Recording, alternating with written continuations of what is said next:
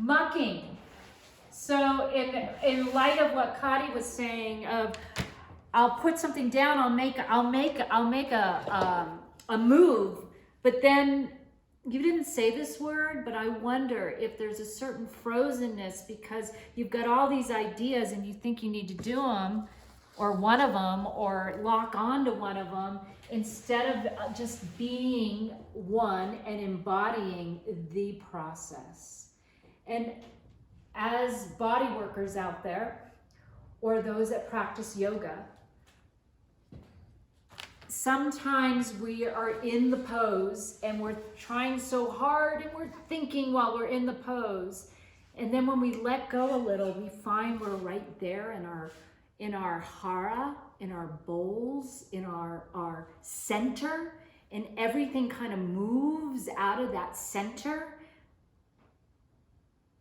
I suppose what I talk about in the process of painting, when we're not looking for our own voice or not tapping into our creativity, but more of the receptive feminine of allowing within strength. And here comes the balance. We need all these techniques, or we don't need them, but we search out the techniques so then we can let go. I'm a strong believer that we can do both simultaneously.